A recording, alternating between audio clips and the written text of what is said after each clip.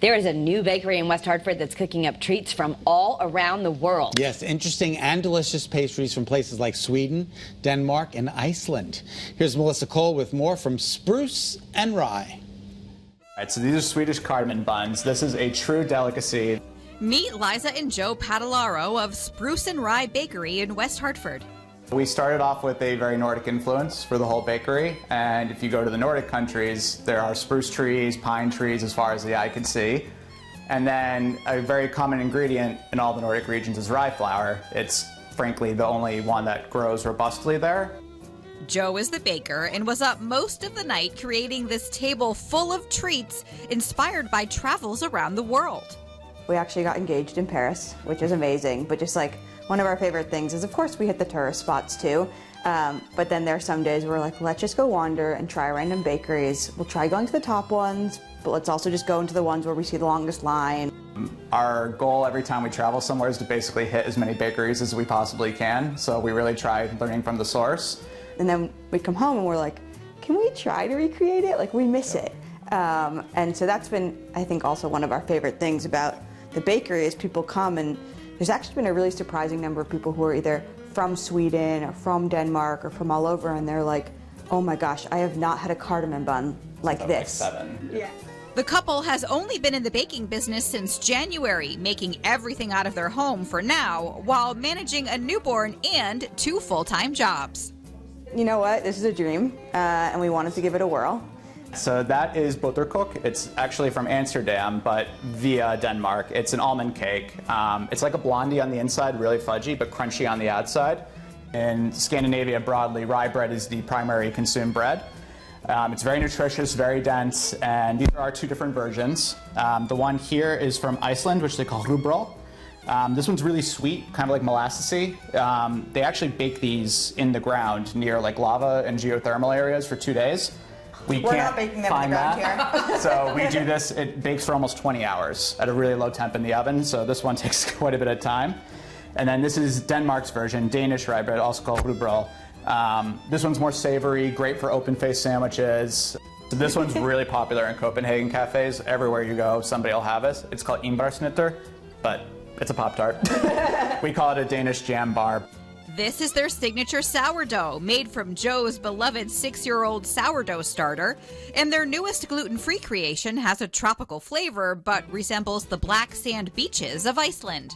All right, so this is one of our favorites. It's a great Sunday treat. It is our classic cinnamon bun, but we like to add a little twist, and we do a really nice thick caramel with pecans on top, add a little crunch, add a little sweetness. It's a great finish. And people can do this at home. Absolutely. So this is one of the more accessible recipes. So obviously your base is flour. For most people, I'd recommend just getting a really nice all-purpose flour that you like, something with 11 to 12% protein. So we'll start with the dries. We have sugar, nice granulated cane sugar. About a teaspoon of salt. I like kosher salt preferably. We'll go in with the sourdough. Yeast can also be used if you don't have sourdough. Add in 1 egg. And then nice room temperature soft butter. Can't stress that enough. It does not mix properly if this is hard, so make sure it is nice and creamy like that. And so the last bit is we need a little bit of milk for this. Obviously you need a good liquid for the base. I personally love using whole milk. It has a good fat content, nice and rich, but if you want to use oat milk, almond milk, you know, everybody's preference, go for it. We're going to do just under a cup, and my guidance is, depending on how thirsty your flour is, you may need a little bit more, you might need a little bit less. Just make sure you're really getting that right consistency with the dough. That's what's most important. Mix with a dough hook for 8 to 10 minutes. So once you're done mixing, it needs to rest overnight if you're doing the sourdough approach. If you're doing yeast, just let it double in size, probably an hour or 2 at room temp. We have one that we prepped last night, overnight, so just make sure you put it in a bowl, and it's ready to go. And you just want to get a nice rectangle. I don't think you need to get too precise with this one. In a bakery or a professional setting, you would use one of these offset palette knives, do a nice even spread, make it beautiful. These are the best tools known to man. Kids will have them. Just get in there and just spread it around. Now what's this, brown sugar? Yeah, so this is the filling. It's brown sugar, more softened butter. I add a little bit of vanilla and cinnamon just to give that extra spice, but really the brown sugar and the butter is what you're after. Okay. Tip of the wise, a lot of people do this pretty quickly. You want to be really deliberate and slow, really pack in that filling. Then slice it with a serrated knife. And the fun part of this is now you get these like really beautiful cross sections. You can see the filling is really nice and coiled through. It's one of my favorite shapes. On the side, we prepared this really nice, beautiful caramel. This is also kind of similar to the filling. It's just a bunch of softened butter, some brown sugar, vanilla. We're actually going to bake the buns in the caramel. They start absorbing some of the great flavors of this, and the two fuse together in a really beautiful way, in my opinion. And we're going to coat the entire bottom with all the caramel that we made. So this is another fun part for the kids, is just getting to like spray this out. Sprinkle on some nuts, then add the buns on top, and into the oven they go. All right, so we're nearing the finish line here. We're going to take the buns out. They've been baking for about 30 minutes at 350 degrees. You can see the caramel is nicely formed all around, very unctuous. And now we get to do what I call the circus finish. The grand finale is the flip. So almost like an upside down cake. We're going to flip these over and let the caramel just drizzle all the way through, and it's going to seep into the insides of the buns while it cools. It's just that extra caramel effect. All right, on 3, gang. 1, 2, 3. And if we did it right,